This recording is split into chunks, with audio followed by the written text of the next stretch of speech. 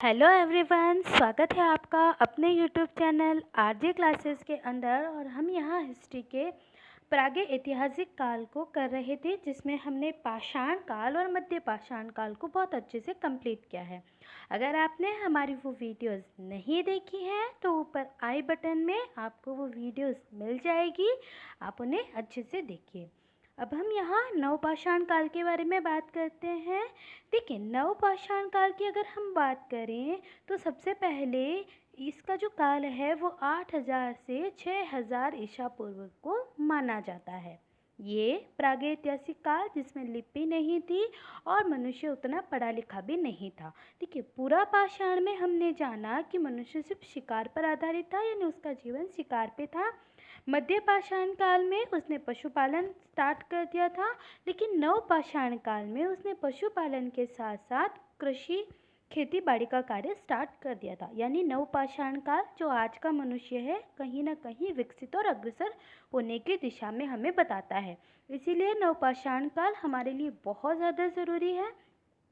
देखिए, मध्य पाषाण काल में हमने देखा था छोटे छोटे नुकीले पत्थरों से मनुष्य इसका हथियार के रूप में उपयोग करता था, लेकिन नवपाषाण काल में आते आते उसने हथियारों को एक बहुत अच्छा रूप भी दे दिया था। तो चलिए सबसे पहले इसका शब्द का परिचय जान लेते हैं। देखिए, इस शब्द का जो प्रयोग किया है वो प्री हिस्टोरिकल टाइम्स नामक एक बुक में जॉन लुबाक ने किया है। याद रखिएगा, जॉन लुबाक ने किया था और इसका किया था 1857 के अंदर जॉन लुबाक ने किया है, और उनकी बुक का नाम है प्री हिस्ट्री टाइम। ध्यान रखिएगा। अब देखिए, पाषाणिक क्रांति एक इसके और जो हुए हैं नवपाषाण काल को बताने वाले प्री हिस्ट्री ऑफ इंडिया इनकी बुक है, और उनका नाम है गार्डन चाइल्ड। गार्डन चाइल्ड के अनुसार इन्होंने नवपाषाण काल को कई विशेषताओं के माध्यम से बांटा है। अब देखिए, उपकरणों की जो खोज हुई वो एक तो हुई उत्तर भारत में। देखिए, हम जैसे भारत को अगर मान ले कि इस प्रकार से था, कुछ मान लेते हैं अपन भारत, तो देखिए उत्तर भारत में इसमें यहाँ पे जो खोज की गई, उत्तर भारत में जो खोज की गई वो की गई ली मिनियर ने। ठीक है, ली मिनियर ने देखिए उत्तर भारत में इसकी खोज की गई। जबकि दक्षिण भारत की अगर हम बात करें, यानी कि हमारा जो भारत है, यानी इस नीचे की तरफ इधर के भारत की तरफ हम बात करें तो नेवियन फेजर ने की।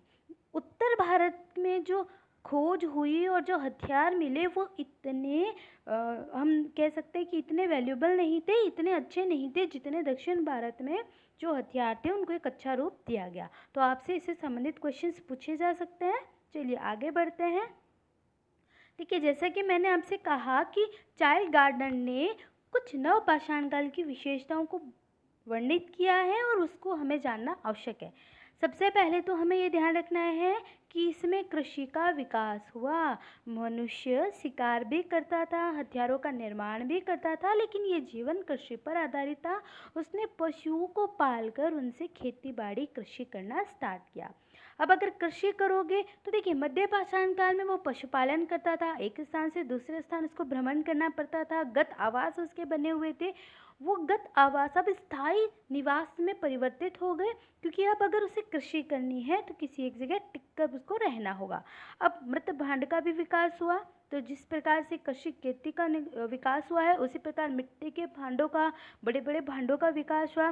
पशुपालन की जो स्थिति थी वो एक शुरुआती व्यवस्थित स्थिति में आने लग गया और पालिशदार उपकरण होने लगे। यानी अब जो मनुष्य है, नवपाषाण काल का मनुष्य है, वो पालिशदार उपकरणों का प्रयोग करने लगा था। तो गार्डन की आप जो विशेषताएं हैं याद रखिएगा। कृषि, स्थायी निवास। देखिए, कृषि होगी तो उसे स्थायी निवास करना होगा, और अगर वो स्थायी निवास करता है तो जो बर्तनों का प्रयोग करेगा वो भी विकसित करेगा।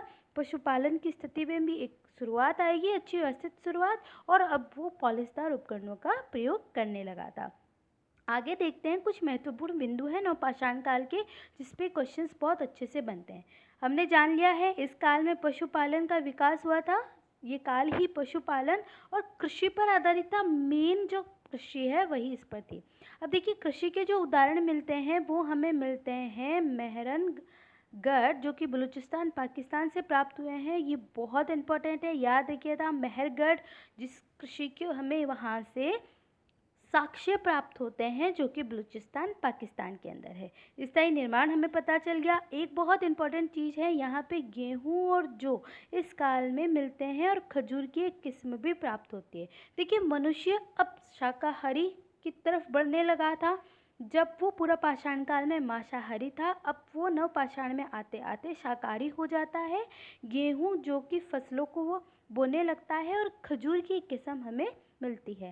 साथ ही फसल गेहूं और जौ की भी अपनाई गई, यानी फसलें थी गेहूं और जौ। तो आपसे पूछा जा सकता है, अब देखिए इसी काल में पहिए का आविष्कार हुआ, जो नवपाषाण काल में ही हुआ था हमारा, याद रखिएगा। पूछा जा सकता है पहिए का आविष्कार हुआ तो नवपाषाण काल में। इसी काल से पता चलता है मनुष्य ने सबसे पहले कुत्ते को अपना पालतू बनाया, इसीलिए कुत्ते को वफादार कहा जाता है। ये साक्ष्य हमें वहाँ से मिलते हैं।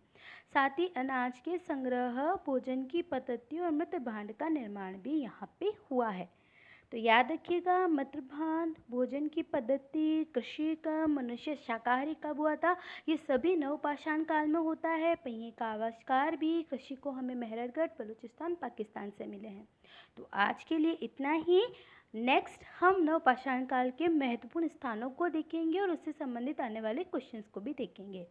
तो अगर आप हमारे चैनल पे नए हैं तो प्लीज़ चैनल को सब्सक्राइब कीजिएगा, लाइक कीजिएगा, कमेंट्स कीजिएगा, शेयर कीजिएगा। Thank you.